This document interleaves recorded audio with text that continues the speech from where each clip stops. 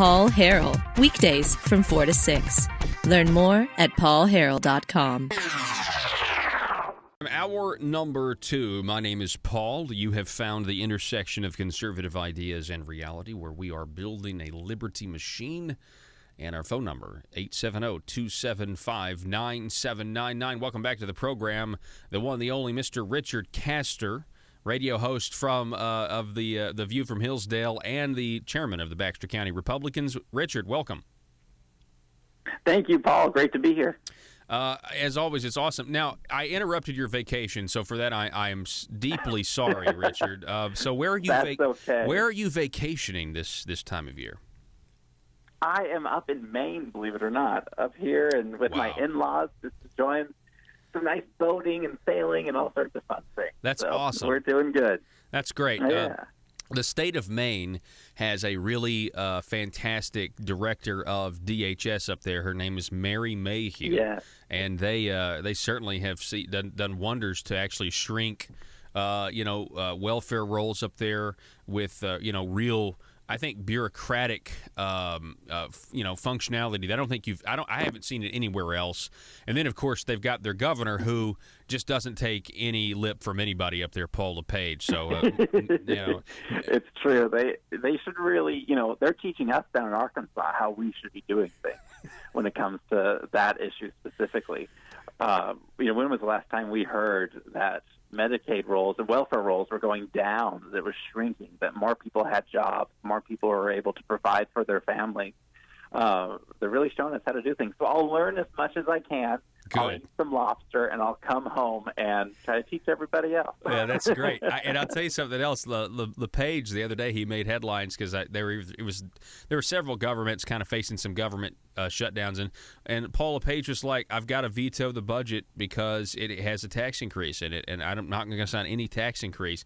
And I just thought, wow, what a contrast! The legislature of Maine sending him a tax increase, and he says, "No, I'm not down." And I thought, wow, I'd love to see that down here in Arkansas, but instead we have so many tax increases proposed, and many of them passed in the last couple of months. So it's really frustrating. But Richard, I wanted to talk to you more about this healthcare situation that we have going on in Washington, D.C. The latest news that I have, a couple hours ago, USA Today reporting that the Senate is still moving forward, planning to vote tomorrow. Some people are saying, though, we're not exactly sure what's in the bill, though. What have you heard? Have you heard anything about that? Yeah, I think what we're seeing is Mitch McConnell either being pressured by Donald Trump or actually finding a little bit of a backbone himself. You can decide which option. Has decided to make these senators own their vote. And that is extraordinarily important for us to understand where these Republicans actually stand. And McConnell, like it or hate it, he's done a very good job at guarding the Senate from these hyper-partisan votes. He has not let his senators fall on their own sword. And in a lot of ways, that's good. To have a chess master in charge of the Senate, can be a powerful thing. But he's completely moved away from that with this. And what he's saying and what his staffers are saying is that they have a goal to make these senators own these votes. And if you're going to, I'm going to forget some of their names, but a lot of these rhino senators have come out and said, no, we're not going to vote for a straight repeal, or we're not going to vote to, replace with this structure. Well, then make them vote on it. Because when the 11th hour comes, when you've got Donald Trump going out there, as he did today, saying, you promised this to the American people. You've promised this for 7 years. Now's your chance to do it. Vote as you said you would vote. As he's doing that, and they're getting calls from their constituents back home telling them to repeal this dang bill, I think we may see a different result. And if not, we'll at least see who these people really are and what their true colors are. Mm-hmm. And what's really going to be telling, Paul, is that if the establishment is actually on board with repealing this bill, if somehow Trump has pulled enough strings and threatened enough jobs to possibly get this done, what we'll be telling is if John McCain shows up in the Senate tomorrow, if they make some spectacle out of that, because his daughter last night Instagrammed a photo of them hiking together. So if he can go on a hike maybe he can make it to the Senate. And if he can make it to the Senate, maybe that's the vote we need to get this passed. Yeah. And if we lose by one vote and McCain's not there, that will be very telling also. Yeah, absolutely. My goodness. Yeah, if he's been hiking, he should certainly be in D.C. for something, So, I mean, it is a big deal. I mean, this is the worst domestic policy of my lifetime. I mean, by far. I hope it never gets worse. I hope there's not somebody with an idea worse than Obamacare.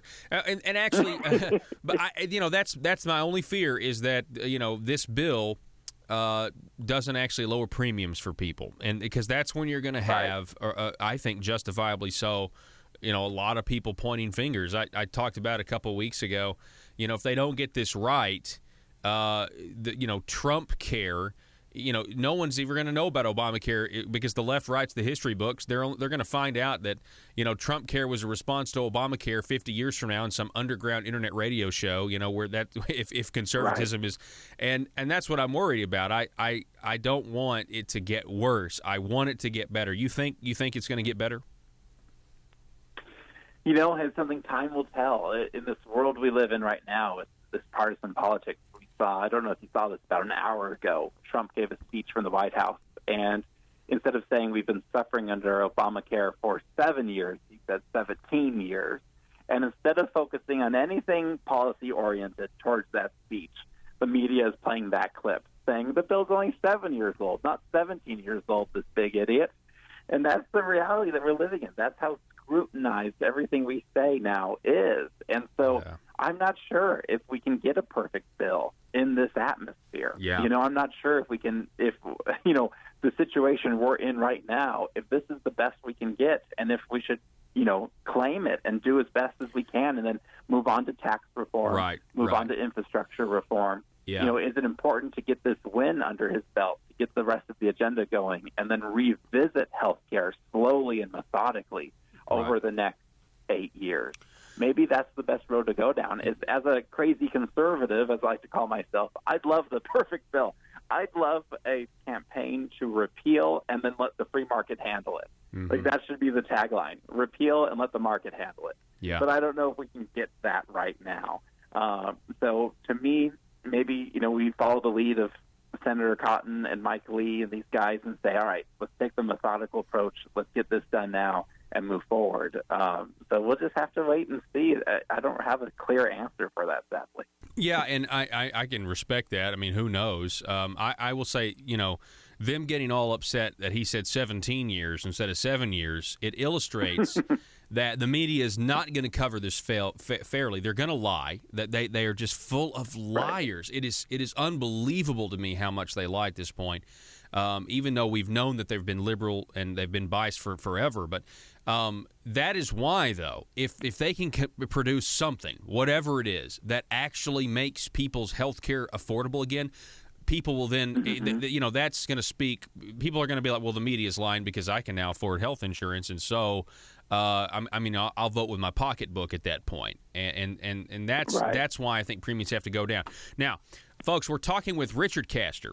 He's host of The View from Hillsdale. It's a great radio show. You can hear it on Saturdays. It's at 8 o'clock, correct, on Mountain Talk 97? 8 a.m. 8 a.m. Yes, sir. He's a Hillsdale College graduate. He's also the chairman of the Baxter County Republicans. Now, I heard or I saw, it was kind of like a tease Facebook post, Richard, that you put out about the Baxter County Reagan Day dinner coming up. Is that what it is? Well, we're old-fashioned. We have the Lincoln Day dinner. And it's okay. Yep. Okay. It's coming up on September 30th. And I teased everyone and said that the theme of the dinner is going to be bringing Hillsdale College to the Ozarks. As most of your listeners know, Hillsdale College is just a tremendous school. It's the only school in the nation that accepts 0 state and federal funding. They teach our founding. They teach that there is an absolute truth, and they teach these principles in a dynamic and really outstanding way. And so I thought, I've got these connections. We should bring in a big speaker. So I'm excited to say we're bringing in the chairman of the Hillsdale College Politics Department, Dr. Mickey Craig, to be our keynote speaker at the Lincoln Day dinner in Baxter County. And so everyone should go and mark their calendars right now, September 30th.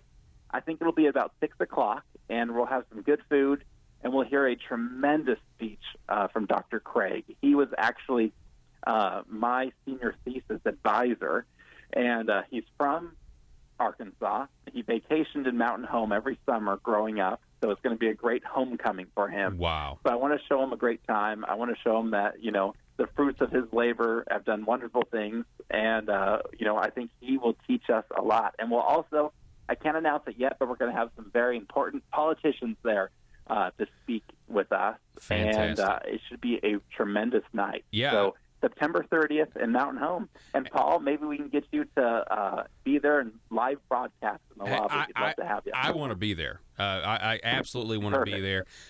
Mickey Craig.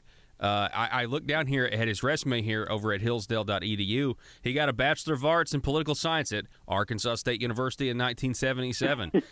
So he would be familiar with the great vacationing spot, the playground of Arkansas in north central Arkansas there with the Twin Lakes. I mean, it's a great place to be. That's right. So we're honored to have him. He's doing it as a great favor to us, and I really think we will learn a lot and have a real fun time. And I've talked to some people; they're very excited about it. So it's a great opportunity. We hear so much about Hillsdale College on the radio, on TV. This is going to be a first-hand experience with it. What it's like to actually go to school there. So many of us wish we could go there. I have the honor of getting to, and this is an opportunity. Tickets are going to be rather cheap. I don't have the exact price. I think it's like $40. Because it is a fundraiser, and we will just have a wonderful, wonderful night. May I just say this? The quality of state representatives and state senators that come from the Baxter County area, I would just say if I wanted any political party in the state, county in the state, to have a good fundraising night, I mean, Baxter County would be at the top of the list. I mean, it really would be. So I would encourage everybody out there listening, number one, if you want to hear some great, talk from a professor at Hillsdale, Mickey Craig, make the journey, right? I mean, guests are welcome, right? Absolutely. Absolutely. We will soon have our website fully up and running where you can buy your ticket online. It's BaxterGOP.com, but it's not there yet. So maybe, Paul, we can get Dr. Craig to call into your show when we have that function available, and we can kind of go from there. That'd be great. And, we've got a while to get tickets because it's September 30th, but I'm glad that that's out there. I wanted everybody to know to prepare for it. There's a lot of great events coming up in the next couple of months between this, and then later on we have the Arkansas Tea Party Alliance, and then I think at the end of this month you've got Judge Janine coming to Little Rock to speak for the Republican Party of Arkansas dinner. So a lot of great stuff coming up. And Richard, we'll have you on soon, and the website will be working, and people are going to buy tickets online. So it's going to be great. Wonderful. All right. Thank you, Paul. We appreciate it. Yes, enjoy Maine. Enjoy your vacation. Thanks so much for taking time and talking to us.